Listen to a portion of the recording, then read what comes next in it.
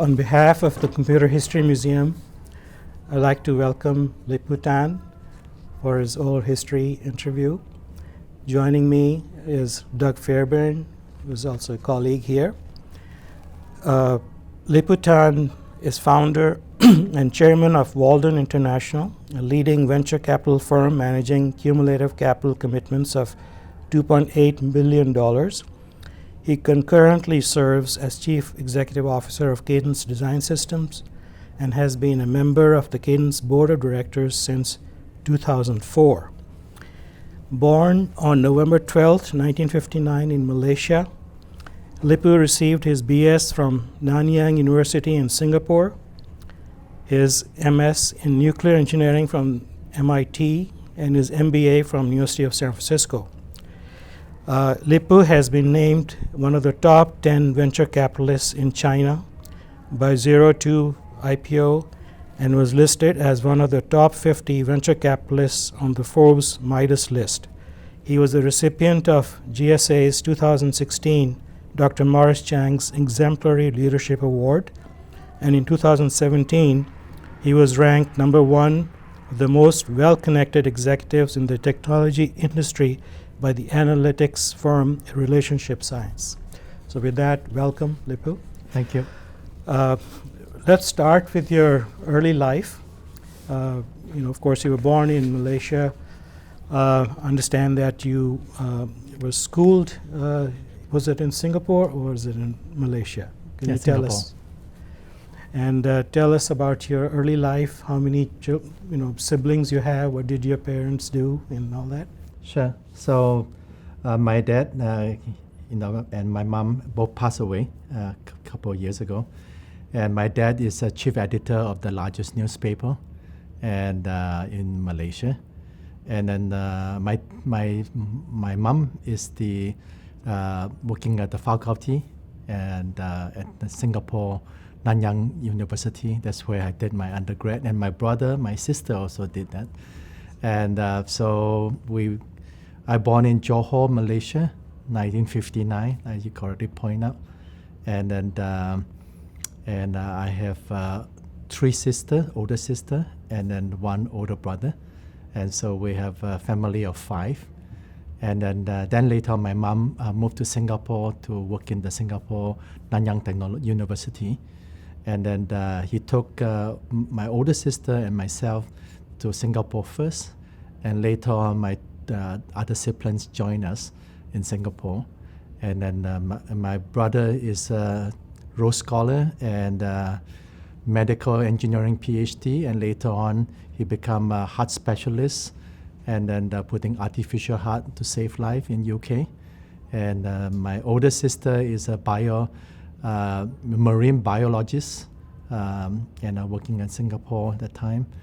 And then my second sister the PhD from Harvard, working at Dana-Farber as a professor at Harvard University. And then my third sister, closer to me, she's linguistics and she can speak 16 different languages. And so I'm kind of a dropout guy. And so the four of them, they can perform piano and violin in the performance concerts.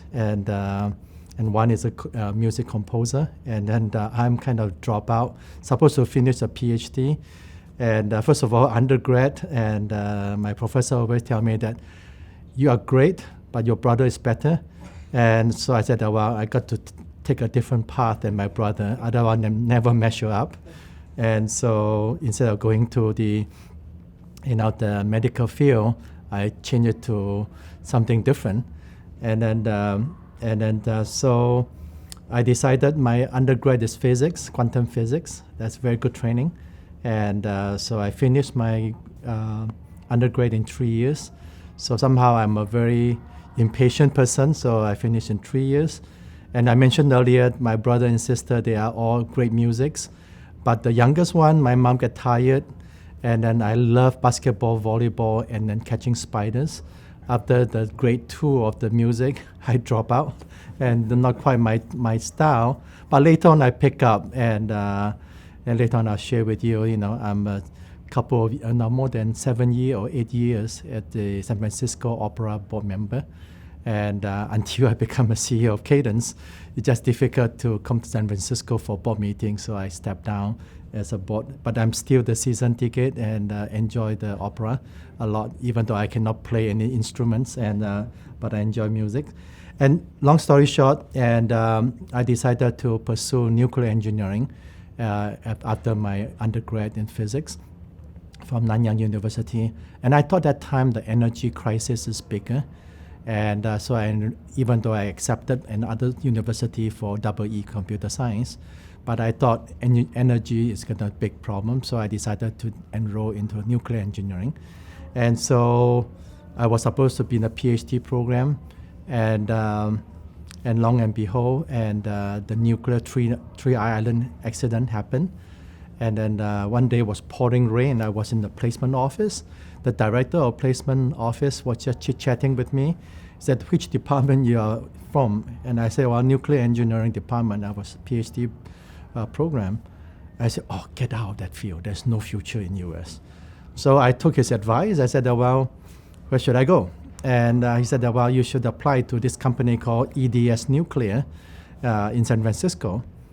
So I said, "Okay, why don't you arrange for me to have interview?" And I interview here, and then they give me a job, and it's a beautiful city here. I fall in love with San Francisco, and so I decided to tell my professor, you know what, and I should finish my master. I'm not pursuing PhD. He said, "Well, you have all the grant."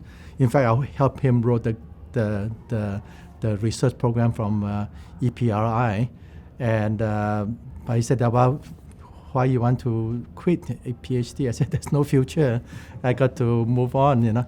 And so I did. I came over here and then working for EDS Nuclear. Then later on become a big client of Bechtel is my big client. And then I was that time was quite young, 19 years old. And then they have a challenge in terms of some of the design. And so I kind of young kids, so I said, "Oh, well, I can help. I'm very good in the statistics, and I can look at all the drawing, and I see whether I can prove that our design is correct." And then the president CEO kind of took a liking on me, and he said, "Okay, who are you?" And then so long and behold, they gave me this project, and I work on it. I show the standard deviation and then save the company, and the design is accurate, very small percentage of error. And long and behold, he asked me, "Where do you want to work?" And I said, "I like to rotate in the company." So they did the rotation for me, and eventually I work in his office, and then as a kind of chief of staff, and then and later on, a couple of division manager asking me to join them. And so I said that, well, it's only 21, 22 years old, nothing to lose. So I joined them. And then you joined? EDS, this new company called Echo Energy Consulting, that they starting that company. And so I joined them. And they said, "Well, Leopold, you can work from home. And this is a tool textbook. And then you develop the code and you benchmark it." And so I did. I developed that code, and then I benchmark it, and then I use that tool to providing the business. And then long and behold. So tell me more about that. What was the purpose of the code? So the code is basically doing it's called water hammer effect. So like, for example, in the piping, in nuclear piping, because of earthquake, seismic, and temperature, and then at a certain point in time, the pipe break. And then you're starting to see how the pipe will swing and then will affect other places. Mm-hmm. So it's a simulation software, and for piping analysis using the water hammer effect. Mm-hmm. And so I did that, and then when they finished the code, they are starting to sell in the marketplace. And they kind of turned to me and said, "Well, Leopold, you're the youngest among four of us. We are founder. And so by default, you have to be the CFO." And I said, "What do CFO do?" And he said, "Well, just balance a book." And I said, "What books do you balance?" He said, "Don't worry about it. We send you to USF, study your MBA part-time, and you balance a book. And that's what I did for 2.5 years. So this was a startup that you had joined. This was a Yes. very small company. Small company. And why did you choose that over the company that you were, that you were with earlier? Yes. What made you want to make the move? Somehow I kind of having fun being an entrepreneur, spirit, small company, can do things. And I kind of, nothing to lose, young age, may as well try it. And long story short, that's the beginning of this entrepreneurship and VC. So had that been a goal of yours early on, or is that just an opportunity that Opportunity. just came about and sounded Right. exciting? Right. And in fact, I should bring up the topics. When I was in MIT, I really liked that nuclear simulation reactor simulation for nuclear power plant.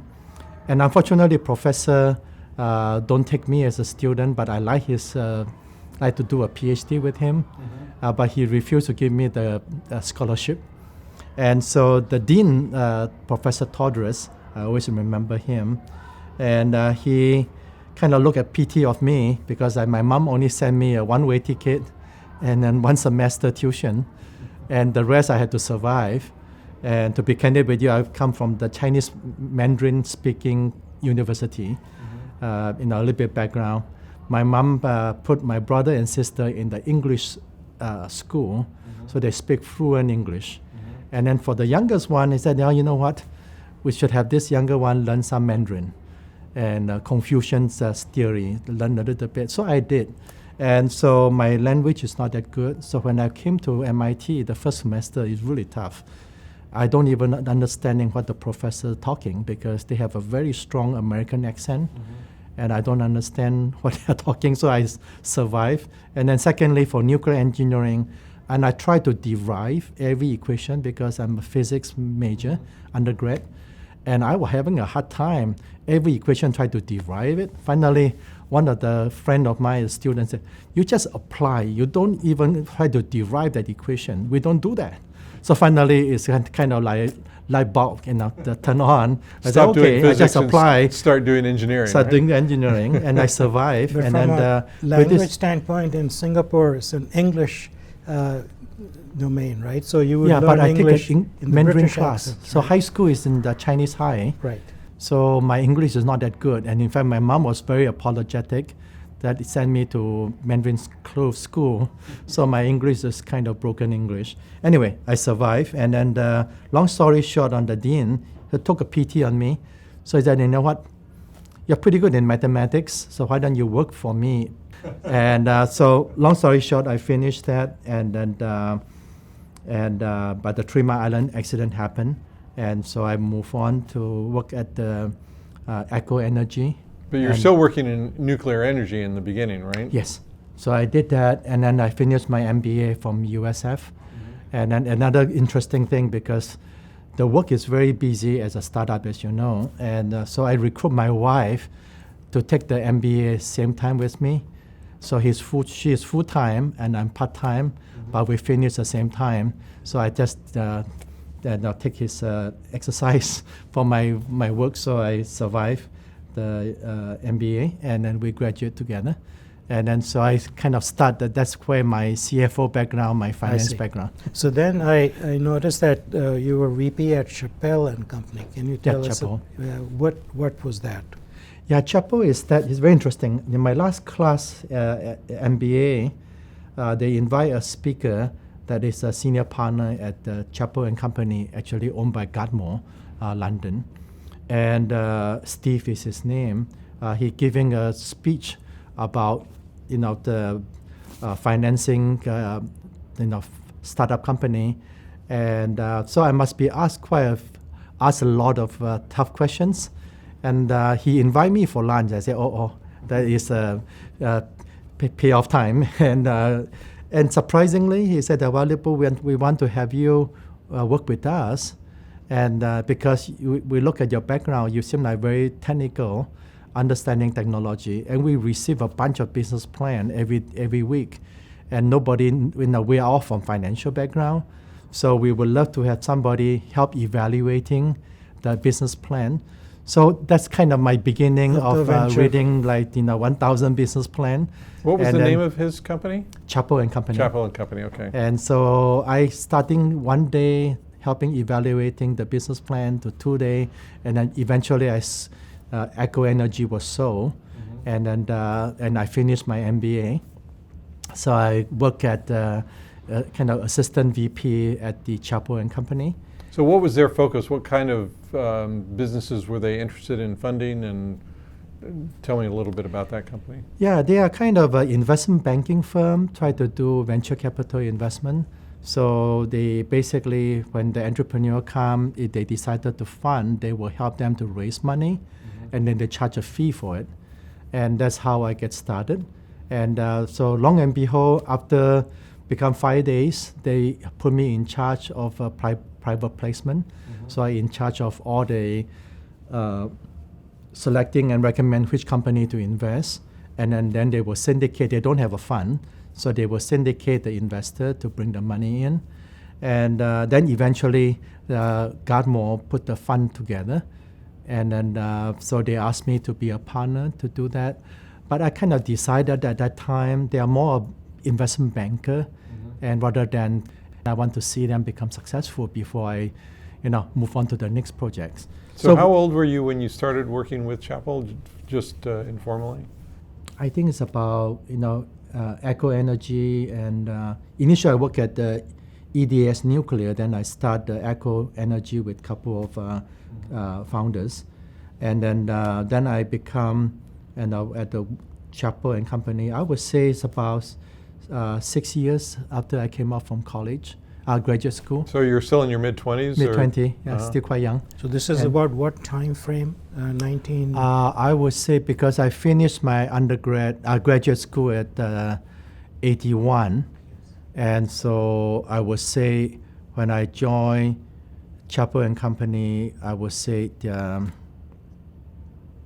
in the 85, 86 time frame. Because I see you founded Walden in 1987. That's right. So that means this was the initiation of the 1 year and a half at the Chappell and Company. So it was the desire to sort of have a different approach and be closer to the companies, work with the companies that you help fund. Yes. Then after that, I felt that it's more important to get into the VC business. It's not easy. And as you know, try to get into VC business is not easy. So through multiple friends, I was introduced to about 5 venture firms, and end up that I liked Walden Capital. It's two partners, Art Berliner and George Salo. They are very good, and they are SPIC programs, small fund, and they somehow they like me. And I also kind of proposed to them, you don't have to pay me the salary, and I will raise a fund. And actually Walden International, the first fund I raised is $3.3 million. And that includes my father-in-law, finally, I got married. And my father-in-law and a couple of my father's old friend in Malaysia, and put money. So my first fund is $3.3 million. So a very humble start.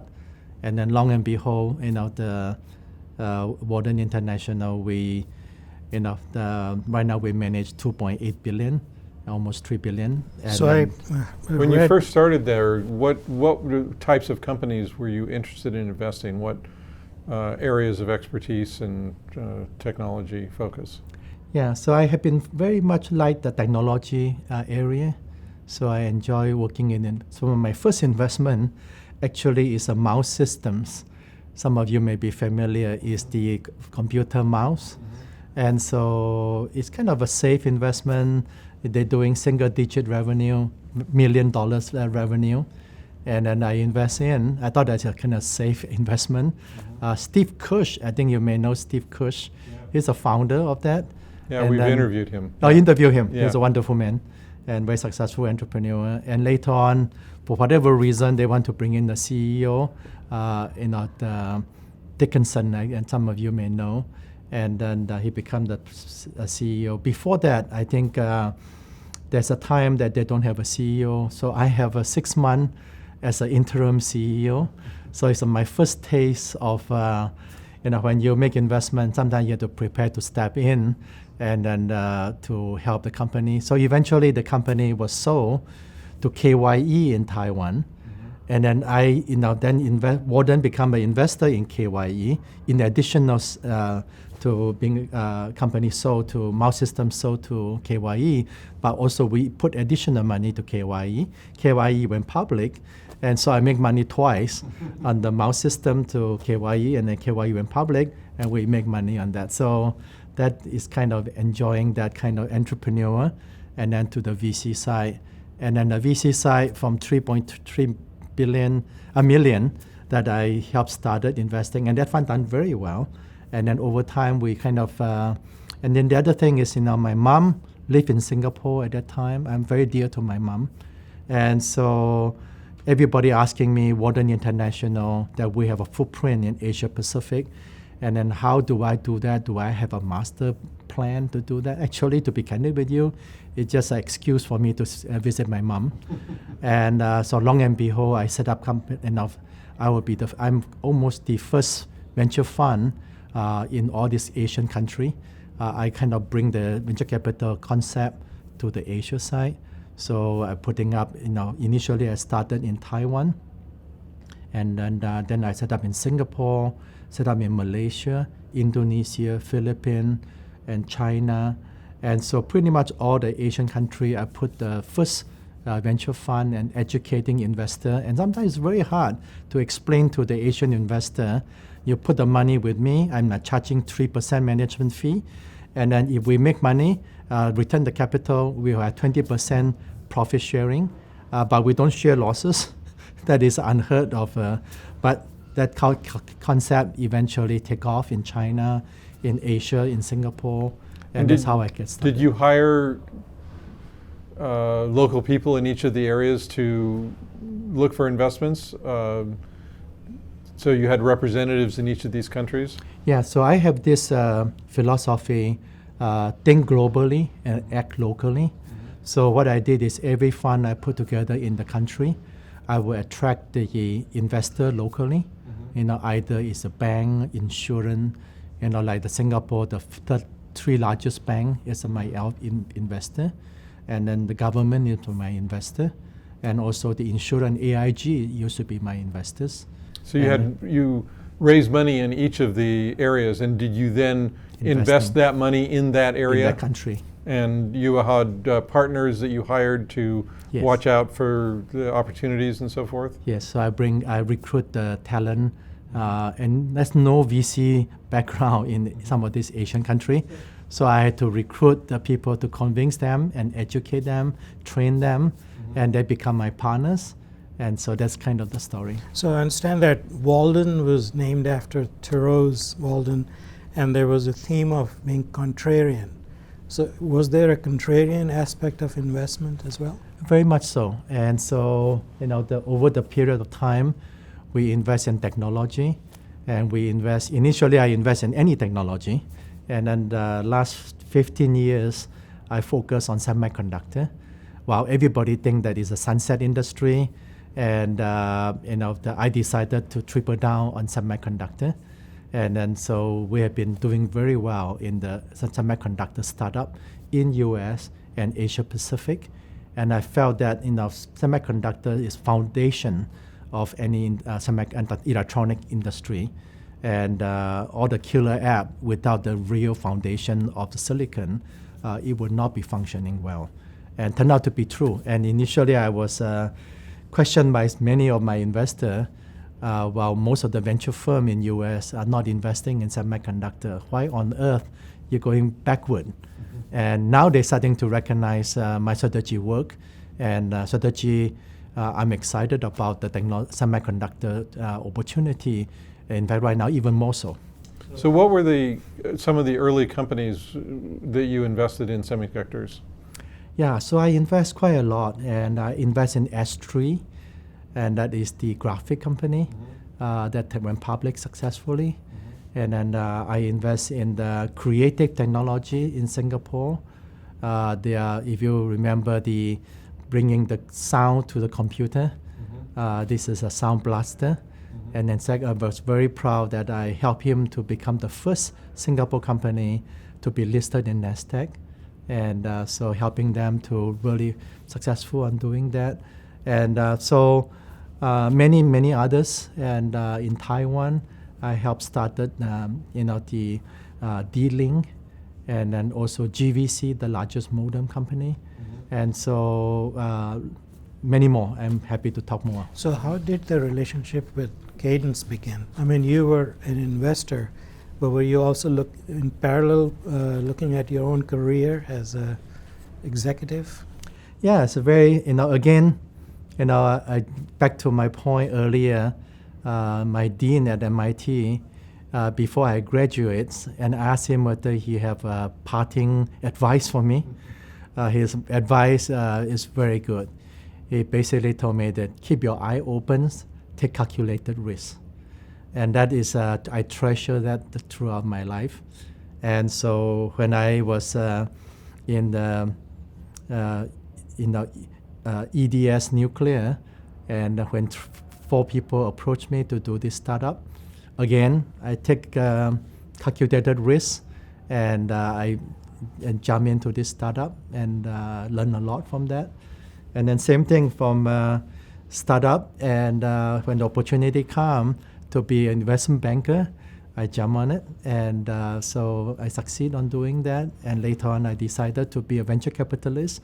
Again, I take a calculated risk, joining Walden Capital, and then help start up the Walden International as of today as the chairman. And then 2004, and actually before that, I have 2 opportunities. One, I was approached by Michael Marks. That time he was CEO of Faxtronics. He asked me to join Faxtronics board. And then I was struggling whether I should join public board. But he said, well, none of my board understanding Asia, and I need someone that understanding Asia, and you should join the board.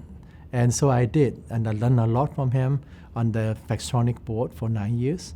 And then long and behold, 2004, Ray Bingham, and that time was the CEO of Cadence, he approached me to join Cadence board. And initially I said no, and I'm not going to join Cadence board. But he's very persistent, and the board is very persistent, asked me to join the board. And long and behold, 2004, I joined Cadence board. And that's my journey with Cadence. I see. And then Mike Pfister era was quite a turbulent one. Unless you have another question. No, I was wondering, what was the state of Cadence at the time, and sort of tell us about how you worked through that and eventually became CEO. So I was recruited to join the board. So I joined the board, and I really enjoyed the board and the board meeting. And also there's a board member called Alberto, and he's a founder. Alberto San Giovanni and professor at Berkeley. And he somehow recruited me to join the technology committee at Cadence. So I went to his house many times, and he's a very good cook. I was about to say, did he make you dinner? Oh yes, lunch and dinner. And then he took me to the Cadence lab and learned a lot about the system, abstraction from the EDA. The Cadence lab at Berkeley. That's right. And so that's kind of my journey with Cadence. And then 2008, I was sending my older son to Carnegie Mellon School for his study, and just put him in the dorm. The phone rang from John Chauvin, chairman of Cadence, and he wanted me to be interim CEO of Cadence. My answer is no. And so again, they are very persuasive, and took a while after I came back. And so finally I agreed to do 3 months. And so I said that, well, I would do 3 month interim CEO, and then you guys should do a search and find the best person, and I can just go back to my Walden activity. So this is the time when Mike Pfister was leaving. Yes, Cadence. at the left, and also all the key executive left also, if you recall. It's kind of a dark Monday, It's 5 executive VP all gone. And so I become the interim CEO, and I really focus on the, my passion is really focused on the engineering, R&D, and then understanding I visiting more than 1,500 customers to listen to the customer, what went wrong. And then so it's a journey of 3 months, and then helping to do what is right for the company, and then while they're doing the CEO search. I still remember I was one of the people that came and gave feedback to Cadence. Yeah, thank you. That time you gave me very honest feedback, and I took it to heart. Thank you so much. So what were the things that you found wrong, and that what are the changes that you implemented during that time? That is my first time CEO, and I still remember my global human resources gave me 3 books, How to Be a CEO, and I read every page of it. And so a couple of things I kind of focus on.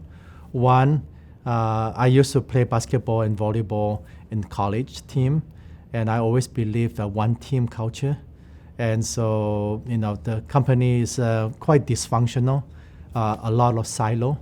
And I try to change it to a one team culture that we can work as one team. So that's one big thing that I focus on, and still today I'm still focused on. And then secondly, it's very important to listen to the customer. And then I put the customer focus as the number 1 priority. And so make sure that we are very focused on delighting the customer. And so that's very important. And then thirdly, I put my VC training to work. And then if you are behind, you have to leapfrog. And you recruit the best talent and make sure that you have a plan to leapfrog and change the design to be better.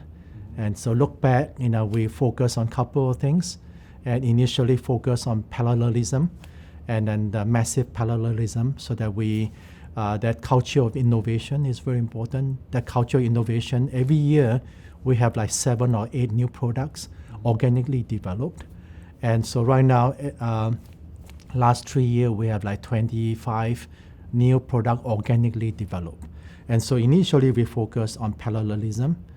And then lately, we have been very focused on using machine learning, deep learning into our tool and make it more productive. The PPA and runtime improved substantially. And then lastly, we also put a big effort into the cloud. And so you just saw that at DEC, I announced with Microsoft, Amazon, and Google to put our tools and IP in the cloud. And that is the customer managed cloud. And it's different from the Cadence managed cloud. So this is a big step for us to do to optimize to the cloud environment, cloud native environment. So something that I kind of put in place to focus on innovation, focus on customer success, and focus on one team, focus on inclusive culture, that we want to bring in diversity to the company. So you only signed up for 3 months. What happened in that 3 months you then decided to continue? Yeah, so after 3 months, and they stopped the search, and they said available, and you should continue. And so that is my 3 months commitment become October, coming up to 10 years at Cadence. And so look back, I think we really delivered the shareholder result. I still remember when I took over, our shares like $2.42 per shares, and now it's like $46 per shares. Shareholder is, I think, very important for me. I focus on shareholder return, shareholder value, customer success, and then pay attention to the employees. And I listen to employee. I have frequent roundtable and a frequent reach out. And I still remember when I become the interim CEO, I kind of promised to the employee, I'm a first-time CEO. I like to listen to your advice, and feel free to send me email. I receive every day about 300 emails, and I respond each one of them, and some of them I follow up with meeting. And they were shocked. Some of them said, well, we have been in the company for 25 years. The CEO never returned our email, and secondly, never have a chance to meet the CEO. And I went to the cubicle and see them, and they were happily surprised that I'm willing to listen. So I think the culture we have at Cadence is stay humble, work hard, and delight the customer, and that's a culture. And you also have some very key acquisitions. Yes, we did. Denali and some others. For the 10 years I was involved with the company as a CEO, we spent about 1.3 billion, and with more than 15 acquisitions.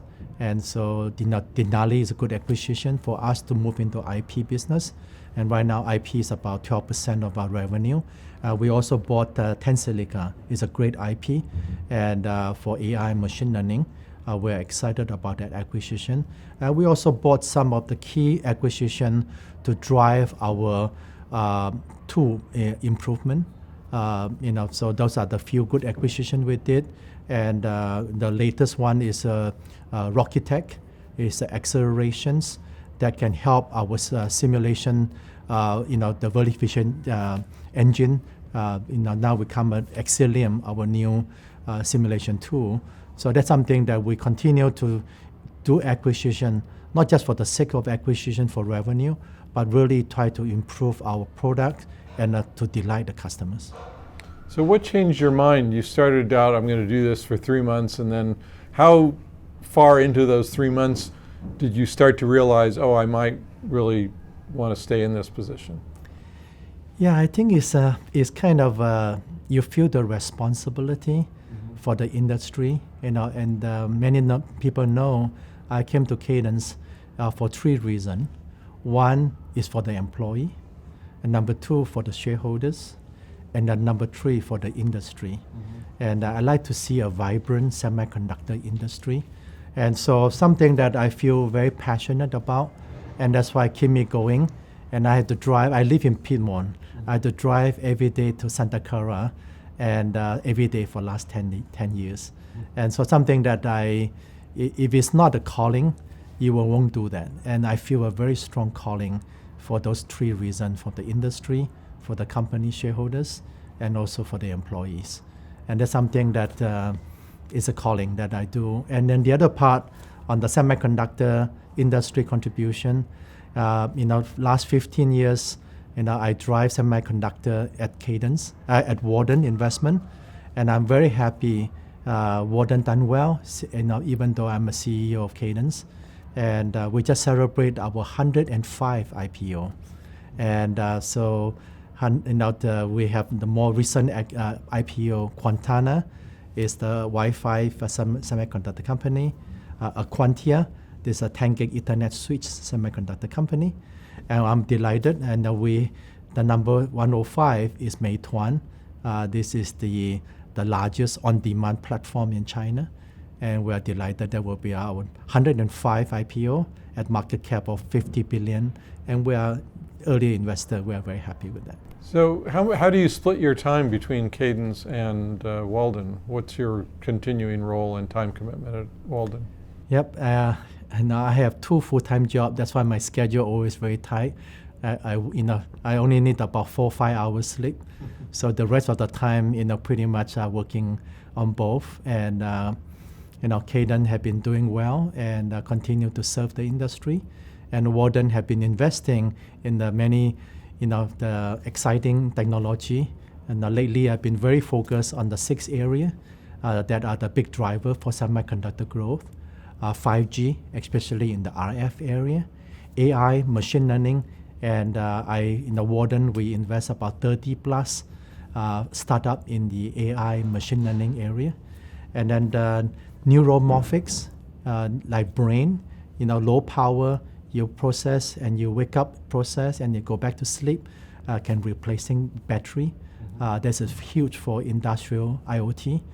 And then the other part I'm heavily investing is the data center and cloud infrastructure, because more and more scale out to the network and the storage, and also some of the fundamental changes in terms of technology to drive that.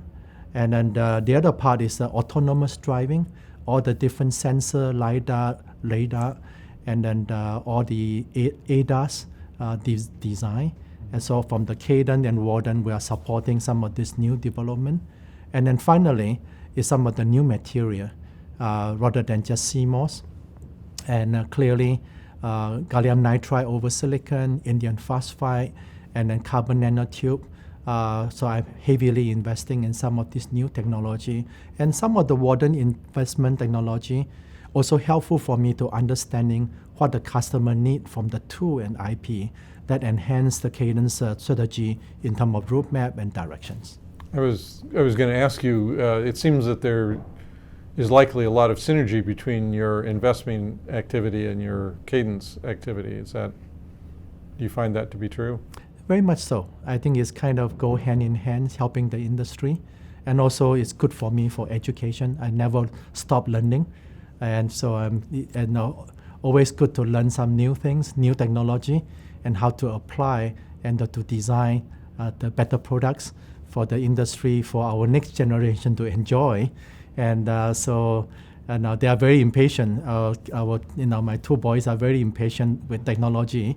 And so I try to serve them with a better technology, better tool, better investment to help them to fulfill some of their desire in terms of innovation. So in terms of in the EDA domain, there were always three bigs, Synopsys, Cadence, and Mentor. Mentor, of course, was acquired by Siemens. How has that affected the dynamics and strategies from your standpoint, if at all? I think it's a very healthy industry. Clearly a lot of respect for my competitor. Wally is a good friend of mine, and he done a fabulous job in the Mentor, and then now part of a much bigger platform in Siemens, and that is very exciting. That ECAD, MCAD integration, I think is a breakthrough, and I'm really happy for Wally. And of course, a lot of respect for Art and Chifu. Chifu is a very dear friend of mine, and they've done a very good job, and they're really good at execution. A lot of respect for them. They've done a great job on that. And then Cadence, we have our role. We have to live up to our expectation to help the industry. So I think it's a very healthy industry. And then consolidation and continue the innovation is what the industry needs. And I think it's very exciting to support a lot of work in the innovation needed. And so we are kind of EDA, IP provider, and also Walden capital provider to help some of this new innovation for the next generation to enjoy. So does Walden still continue to raise funds in these individual countries, and has any of the sort of operational nature of Walden changed over the last 10 or 20 years? Yeah, a couple of changes at Walden. And so beside the country investment, they also focus on platform development. And so we decided to do kind of the bell approach, and a couple of our funds are very early stage, even in the incubating stage. And so we want to be even more impactful by doing very early. When I say early, it's like 2 or 3 people with the idea. Without a business plan, we invest. And then we also decided to have a PE firm, private equity, so that we can continue support the company in their growth stage. And so that's something that we like to do, able to support them. And also, even they go IPO, we stay on the board to help them. And that's where they need the most, to graduate to a public company, how to set the expectation, how to continue to drive the innovation, and performing key measurement on the results. And so those are the things that we continue to be a coach and advisor and sit on the board to helping them to be a better public company. So Cadence is organized in 4 business units, and with the new technologies that are coming, will you continue to focus on the 4 business units, or will that create some additional strategies? Yeah, good question. So we have this new strategy that have been implementing last few years. We call it System Design Enablement. And so we call it SDE. And what it really means is, first of all, we have to really build a strong foundation in EDA, and that's our core business. And then our philosophy is every product, every tool, we have to be best of class. And so we continue to do innovation, driving the performance. And what I mentioned earlier, from massive parallelism to AI machine learning to the cloud and beyond. And then secondly, we also building up the IP business. And IP is very important. It's kind of like the building block for the system design. And so in the way you want to make sure that all the key IP are available and helping the designer to put it together, like a Lego to build together silicon, we call it SoC, system design, and the silicon. Then the next thing we also move on is beside the EDA side, we're starting to move on to the subsystem, the PCB, the system, the integrity analysis, and then all the way to the system modeling related area, and so that we can be providing the solution for some of the vertical that we targeted. So such as, the automotive, area, and then the mil-aero, defense, and aerospace. And then third area is the data center and cloud. And then down the road will be medical area, so that we can starting to help them to provide all the various tool, software, and IP to help their design. And then along that way, we also very starting to pay attention to building up the security. Security become very important for the connected world, and it's a lot of vulnerable area that we need to make sure that make a safer, more trusted environment that we can work on. So those are the few things that we are kind of building block. So my job is not finished yet, that we still have a lot of innovation needed to support that system design enablement vision. Because I remember security was a big issue when we were discussing cloud, Yes. the tools in the cloud. Yes. So I assume that some of those issues are being resolved. Yes, we're working on it. And so stay tuned. That is the direction Cadence will be moving forward. And is the Cadence lab, Berkeley lab, still intact and a lot of work going on there?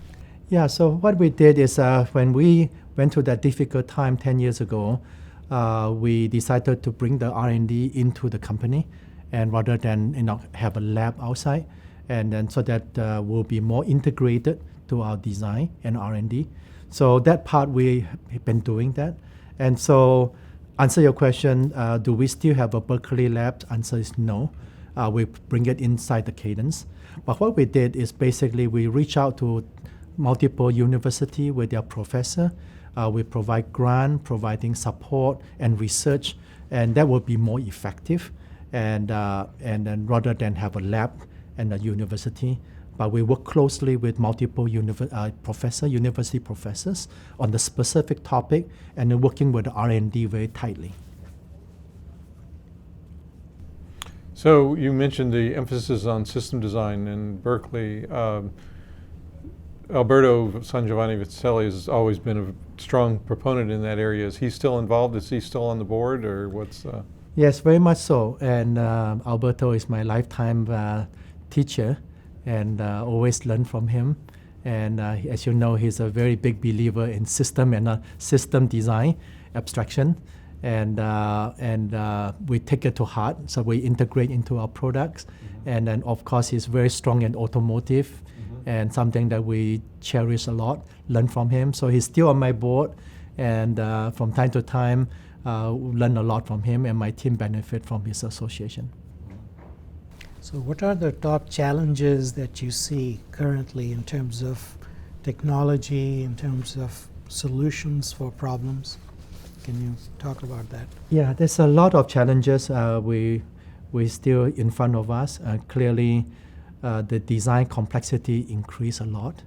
And so we work very close with our foundry partners on the 7 nanometer, 5 nanometer.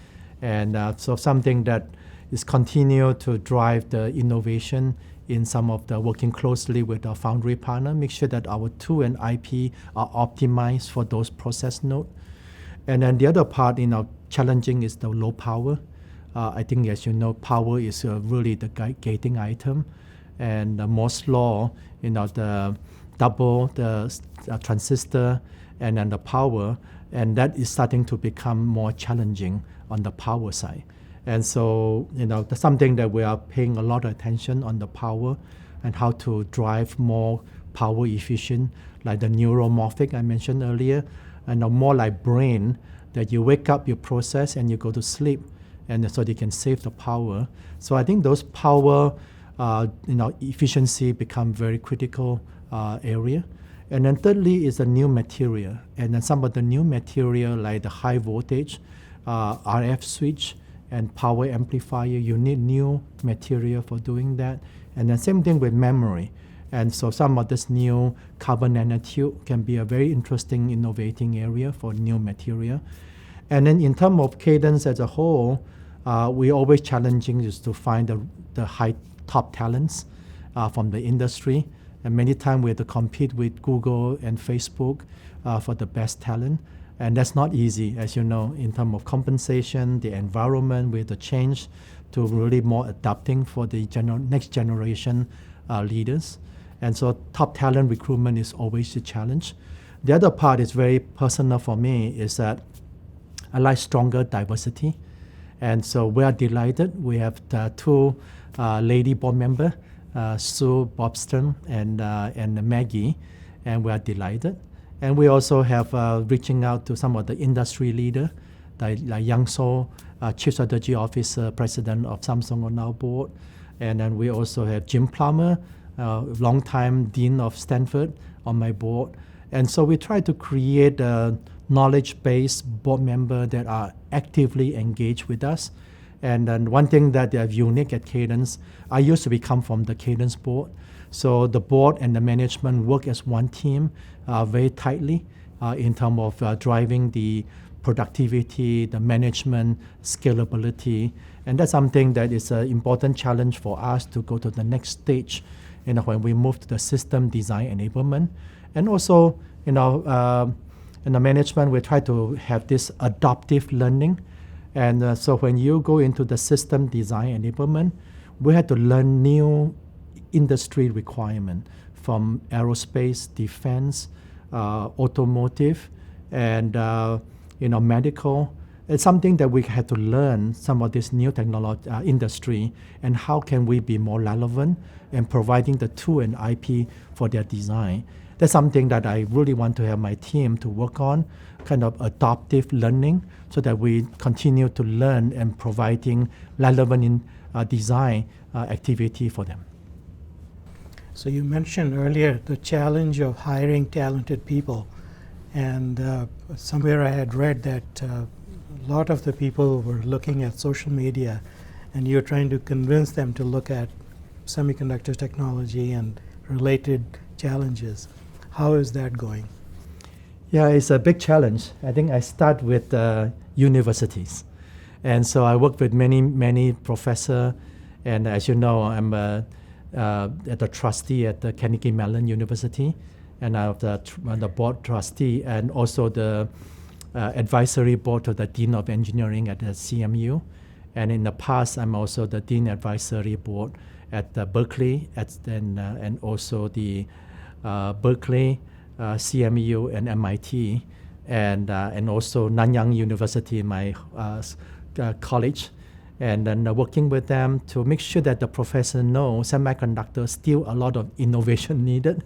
It's not a sunset industry because they have so much influence to their students.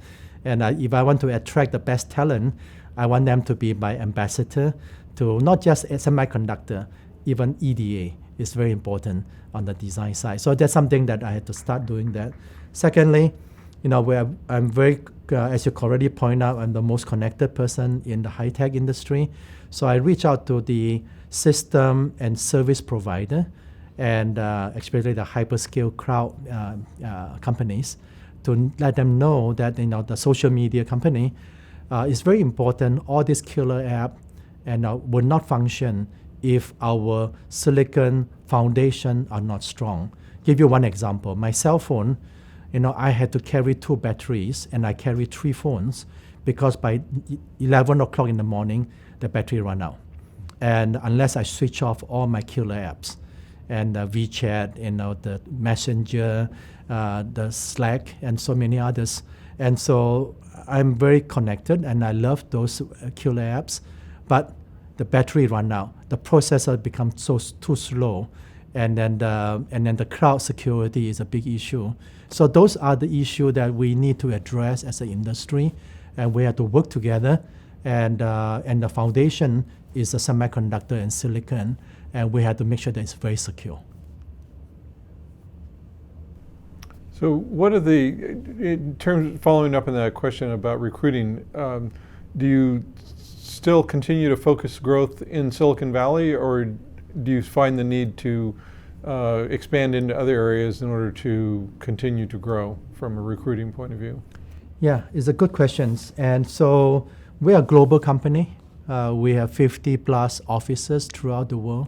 And meanwhile, it's very important to recruit top talents, and so that we can, the veteran worker can work closely with the startup college kids so that they are fearless.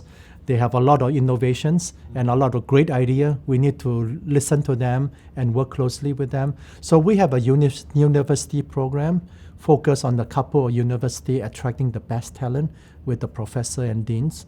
And then secondly, we want to make sure that those college kids come to us, they feel welcome. So we have a very active internship program. That's the best way to recruit the talents. They become our ambassador to some of those universities we targeted. And then the other part is, we also have, have a big effort in terms of changing our culture, our environment to be more, welcome for them. In terms of color of the canteen, the wall, and then some of the table, rather than a very traditional table, we try to create a little bit more small group and the activity. And so we try to have them, we hear them out, we form debate and decide, feedback group, and so that we can listen to the young generation, we call it the Z generations now, and then hear their feedback, what can we be better. Same thing, we want to change our website to be more friendly to them and then more useful to them. And the social media connectivity, the community is very important to them. So we want to make sure that we create that kind of environment that they are happy. Even our dress code, we don't have tie and suit anymore. We make it more easier and more friendly and more flexible so that they can enjoy working in the campus. But your R&D recruiting is focused mainly in Silicon Valley, or do you have major R&D area groups elsewhere outside of Silicon Valley? Very much so outside also. And so we have a big site at Austin and in US. And then so we explore different locations. We have very big operations in India. We have more than 2,000 people in Noida and Bangalore office. And same thing in China. We have a Beijing, Shanghai office, and then and the same thing in Israel. So I think we have this kind of global 50 plus offices. Brazil is another great office we have through acquisition, and then now we try to expand that. They have a lot of very good talent from universities, and we're recruiting them, so globally. Yeah. So switching to Walden, what are the major changes happening in the investment business that you're involved in there, and either in terms of the structure or in terms of the areas of technology that you're focused on investing in? Yeah, a couple of changes we make, and one is, back to this think globally, act locally. So we have the investment decision make in locally. In the past, we are more US-centric, and then now I let go and let the local team decide locally. Just serve as an advisor. That turned out to be very successful for us, so that we can respond faster, and they know what the local needs. Their business model are very different, and so that they can respond quicker. And then so that for me also good, because I can learn what work in different countries. And that's something that I'm very fascinating from day one. I like to learn different country, different culture. They have different way of business model, and that worked very well. And then secondly, big changes for us, we decided to specialize. And so, in the past, we invest in anything that can make money, and then back on the people, and we can back. And lately, we become more targeted, more specific into automotive, and because it's a sea change, it's a big platform. Social media, we've done very well with Sina, Weibo, and then around Meituan, and then this whole e-commerce is taking off. And also we invest in some of these 3D animations. My partner invests in a company called Original Force, world-class 3D animation productions in Hangzhou. So I think we are kind of more focused on e-commerce, social media, and then I'm heavily with my partner Heng Wong focused on semiconductor and the ecosystem. And that's something that we're a lot more specialized, and you become the domain knowledge is much stronger.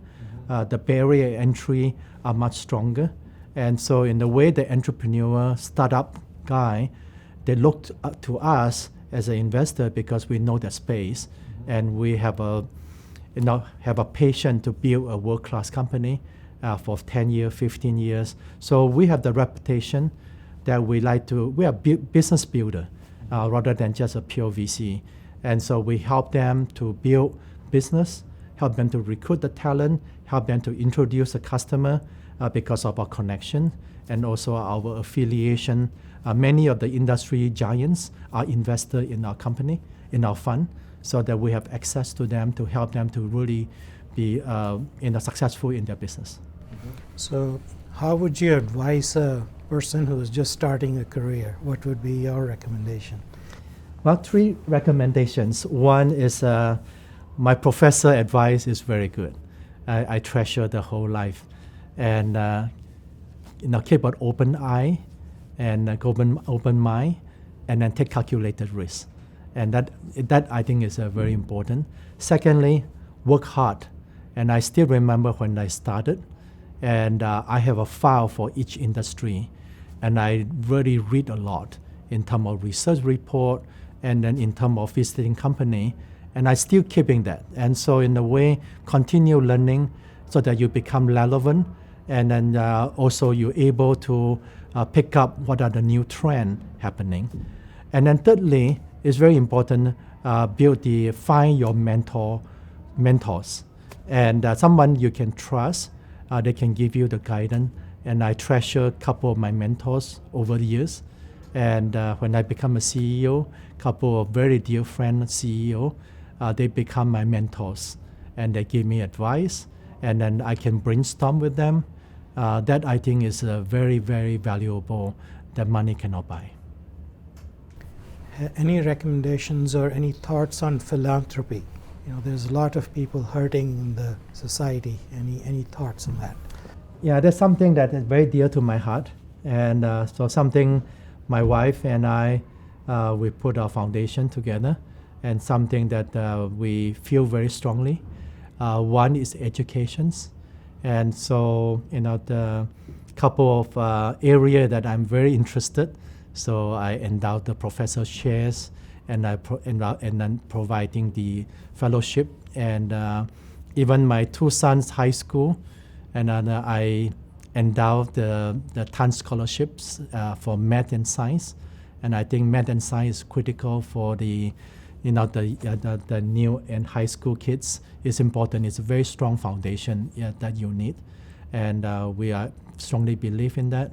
And so I think the other part is low-income family. We like to give the kids a chance to get educated. And my wife especially, there's a community in India, as you know, we adopt kids. And we like to make sure that they have a chance for a better world. And so something that we're very passionate about education. The other part is, we are very, very fortunate living in the Silicon Valley. And compared, we are kind of 1% of the wealthiest person in the world. There's a lot of very less fortunate people. So a couple of areas that I'm very passionate about is the homeless. And so I used to be on the board, and I'm still a big supporter of Bay Area rescue missions, and something that give, we all have difficult time in life, and then give them a helping hand, and then provide the meals, and then they can put their life together, especially the single mother with young children. That's something that we feel very strongly about, and we support that. The other part that we support a lot is the justice, and there's a lot of child label. So we're a big supporter of international rescue mission globally, and then helping them with providing the equipment to help them can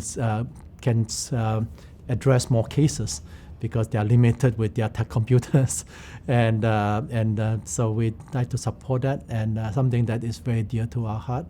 And of course, then much broader than that, we support some of the like India, eye disease is a big one. We support that organizations. And so I have a long list of charitable, and you never give enough. My mom always give me the good training. First of all, when I was small, everything you get, 10%, you can give to somebody else. And that have been, I treasure the rest of my life.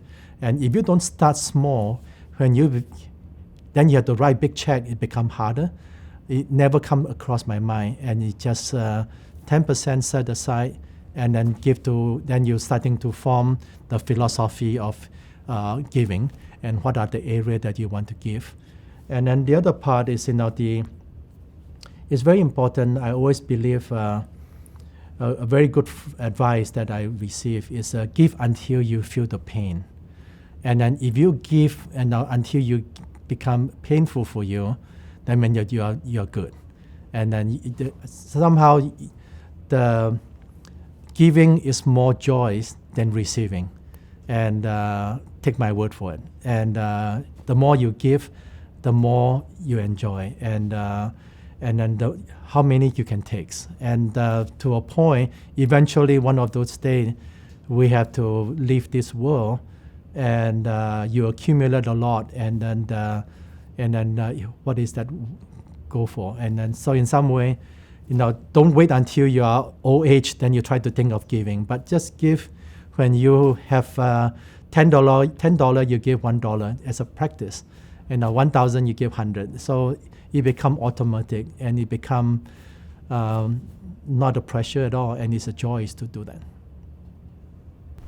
Yeah, it's a great way to wind up. Yes, thank you so much. Thank you very much. Good. I hope get the objective that you like. Yes, that was a Very wonderful nice. conversation. Thank Thank you you. very much. Thank you. Thank Thank you you for for your time. the opportunity.